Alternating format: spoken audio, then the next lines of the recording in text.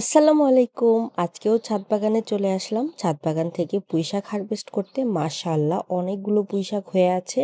আর আজকে কিন্তু সবগুলো হারভেস্ট করব না, যে আগাগুলো অনেক বেশি বড় হয়ে গেছে ওইগুলোই হারভেস্ট করে নিয়ে যাব। বাগান থেকে সবজি, শাক, ফল হারভেস্ট করতে আমার এত বেশি ভালো লাগে, আর আপনারাও আমার হারভেস্টের ভিডিওগুলো পছন্দ করেন, তাই আপনাদের সঙ্গেও ভিডিওগুলো শেয়ার করি।